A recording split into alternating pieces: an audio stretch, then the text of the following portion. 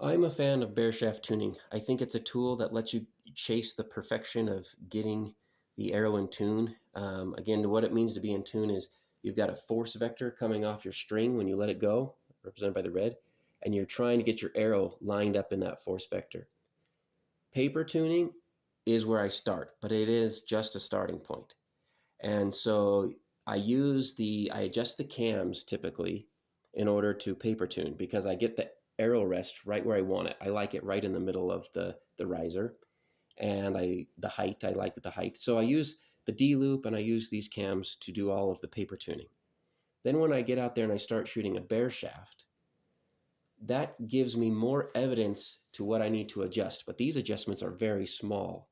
Um, and you can usually get them by moving the arrow rest a little amount. I mean, like 1/32 of an inch in increments like that in order to accomplish this. So let's say that the power vector is pointing to the right of your arrow. Your bare shaft is going to want to follow that power vector.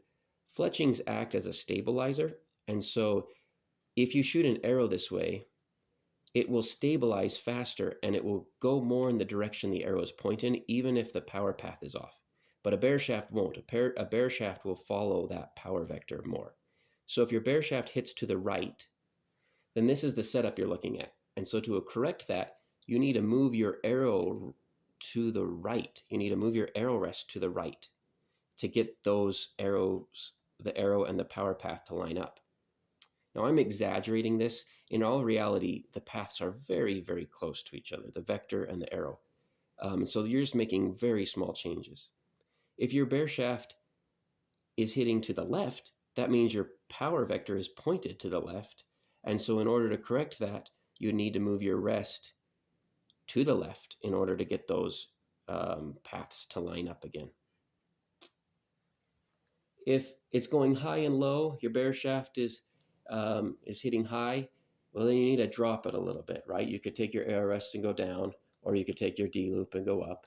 And if it's hitting low, then you need to raise it a little bit, which would mean taking the arrow rest and going up a little bit, or dropping your D loop a little bit.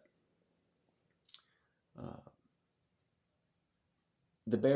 One more note on bare shaft tuning though.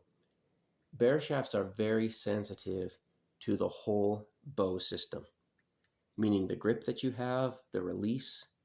And so if you haven't yet developed an effective grip and release, bare shaft tuning won't do you a lot of good because you're going to see the flaws in the grip pressure and inconsistent release or anchor points or anything like that, rather than having evidence of what the power path is.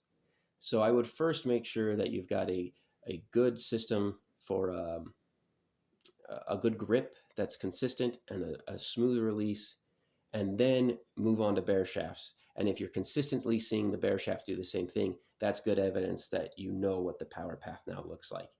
Um, After I've bare shaft tuned, again, you're chasing perfection. So I typically bare shaft tune out till 30 yards, till my bare shaft and my arrows are hitting right together at 30 yards. I do check it at 40 yards, but I'm less concerned with that. Um, but I know people that have checked it out to 60 yards, the bare shaft. Again, you're chasing perfection in your system, and so you can keep chasing it further and further and further. However, if at 30 yards, if I'm getting my bare shafts and my fletching arrows to hit together, I've screwed on fixed heads at whatever fixed heads, 3 different types of fixed heads, and they have all shot true and landed right where my field tips shoot. And that's where I kind of end my quest for perfection, is at a 30-yard bare shaft shot. Once again, you really need to pay attention to how the grip and the release and everything like that. But I have found great success in bare shaft tuning that way.